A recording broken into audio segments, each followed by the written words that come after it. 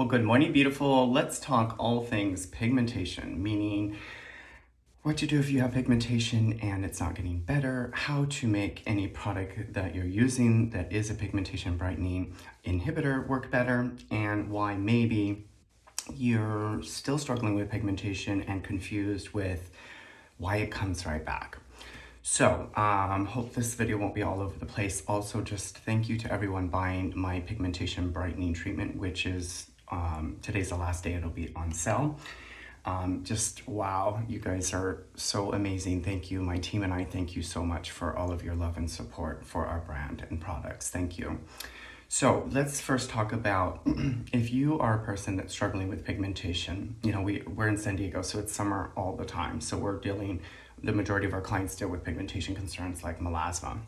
So if you're dealing with pigmentation and you're confused why it's coming right back, that usually means that the cell is damaged. The DNA of your cell is damaged. So the top layer of your skin is your stratum corneum, which is the surface layer, which is usually, dead skin, and it's like a protective membrane that keeps, you safe from the environment and water and pollution and UV radiation, all these things. And in about 20 layers in is the basal layer. The basal layer is responsible for creating skin cells, which are keratinocytes and melanocytes. And melanocytes are incredible because they are like antioxidants and they act a little bit like, melanocytes. They act like, basically like a UV filter kind of on your skin cells. So what they do is they're melanosomes in the melanocyte, which is the pigment producing cell. And what happens is they start to kind of overreact, especially when it's from damage from like the sun, or you're not wearing enough sunscreen. So your skin becomes just more sensitive and overly produces more melanin.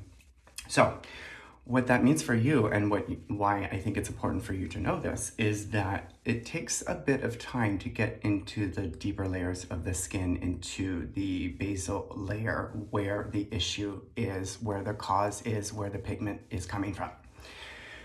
And so I wanted to share a few things that you can do to help that process, because the truth is, even prescription hydroquinone and brighteners are not always an overnight fix. They take time to get into the skin.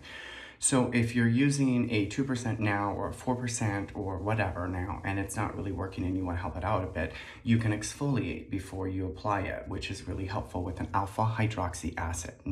Alpha hydroxy and hydroquinone or skin brighteners really work well together. They marry each other really well. So if you exfoliate your skin first, you'll allow the hydroquinone to penetrate a little bit deeper into the skin.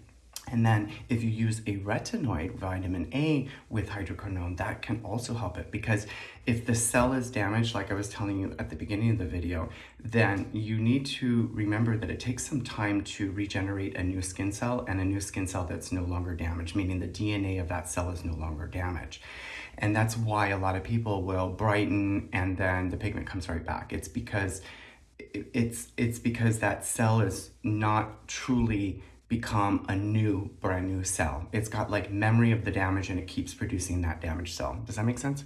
Okay, so vitamin A is the ingredient we use to help produce new skin cells, to suppress melanin, to also what we call blending. This is a very Obagi term, where we start to blend the brightener throughout the skin layers so that it's scattering it, because you cannot stop producing melanin.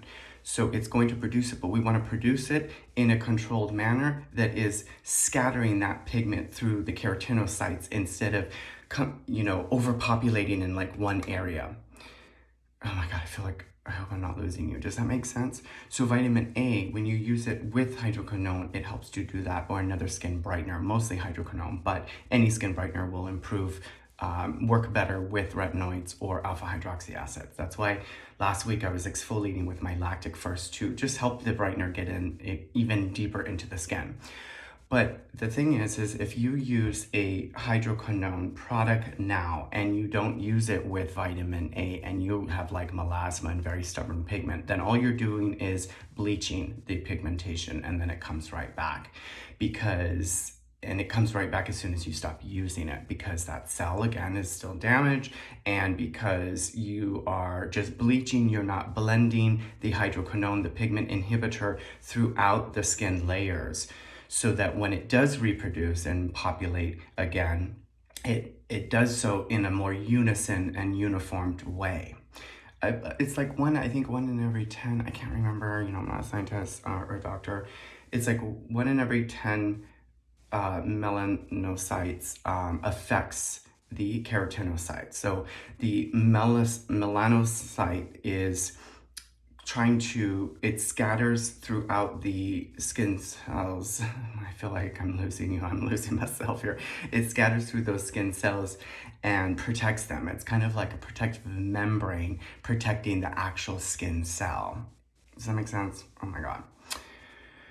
So, a trick is to exfoliate before you apply your brightener, and then also to apply your brightener over your face after you've done something acidic, because you need something acidic, not acidic, but a lower pH to help out that hydroquinone. So that's why sometimes I'll use let me grab it, my glycolic cream. I usually either use the lactic or the glycolic cream to kind of achieve this, but I can't really find it right now, sorry.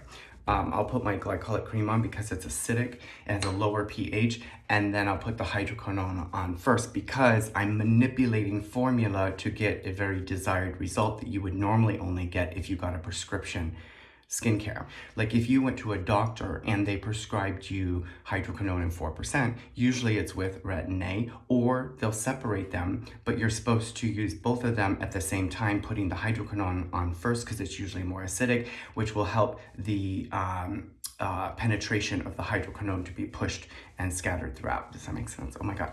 So because it's not a prescription, I'm manipulating it in a different way, putting something acidic on first with a lower pH, then putting the hydroquinone on first or afterwards, so that it starts to push it into the skin. And then sometimes what I'll do is I'll put a retinoid. Do you guys want me to show you how to do this with a video? I'll show you if you want me to. So I'm sharing this all with you because pigmentation is just the pain for so many people. And what happens is they feel frustrated, like they're doing something wrong. It's not that you're doing anything wrong. It's that the information on pigment brightening products are just kind of lame, and there is no help or advice to help people get results at home without it always being a prescription. Because we see people come in with their prescriptions. I'm like, oh my God, they have all these prescriptions for all these, Retin-A, hydroquinone, all this stuff, and they're not really getting the results they want because they weren't properly informed at the beginning of their, when they got that prescription, of like how to properly use this stuff and why those things are usually prescribed together. So I'll end with this. When you use an acidic based product before you apply your hydroquinone, that will help it to push through. When you use a vitamin A product with your hydroquinone, you will start to blend in through the layers that hydroquinone, so that it's evenly distributing it throughout the basal layer and throughout the keratinocytes. Make sense? So if you forget retinol or vitamin A and you're just using a brightener, maybe it's because you don't have much going on. But if you're really struggling and you're like confused as hell why you're not getting results, it's usually a technical issue. It's usually a formulation issue. It's usually not realizing why certain ingredients are either formulated or used together in conjunction. And I've been hearing a lot about stuff canceling each other out. You don't need to worry about that. Maybe it's from a certain brand that's saying these things, but typically good formulation has most of these ingredients in there, and the company should be informing you how to use their products in a specific way if that is the case. Like if retinol is canceling out glycolic or vice versa, which isn't really the case, but it does depend obviously always on the formula. So I hope this helps. My intention for today's video is just to continue to share information with you that is helpful for you to understand that the process of brightening pigmentation takes time when you're really struggling with it, especially if it's hormonal from estrogen or like a hormonal response from during pregnancy, or you've been doing in vitro, or you've been on a lot of birth controls. people are often like baffled why they have all this pigmentation and they have been wearing sunscreen. It's not that it's not that you were negligent necessarily in the sun, it's that your skin is producing more melanin than it can almost keep up with, and then it starts to like stack it and overproduce it, and then you're left with these marks of pigmentation that we call kind of melasma, or not uniformed layers of pigment on the surface. So, oh my God, I hope I have not lost you. I just think I'm sharing this with you, which I share with professionals, so that you can be a better informed consumer. And also, too, professional services help to change the DNA of the skin and regenerate a new skin cell that's no longer damaged. So it repairs it and then regenerates a new one. But even with that, it takes time, like with lasering. There's so many amazing lasers out there now. And chemical peels can kind of do the same thing, depending on if there's the vitamin A in there. That's also very important. And if it's the right pH. So, yeah, so I hope this video helped you today. If you have any questions, feel free to ask them below. Remember to always stay gorgeous, keep the faith, keep pushing through, keep cultivating that energy of hope and knowing that you got this, and that when you're going to help yourself brighten your pigmentation, that you know that the skin, this organ of skin is intelligent, and that you can and you will get your skin better and on track so that you can feel more beautiful and gorgeous, because that is the truth of you, that regardless, even if you have some pigmentation on you, you're fabulous, you're gorgeous.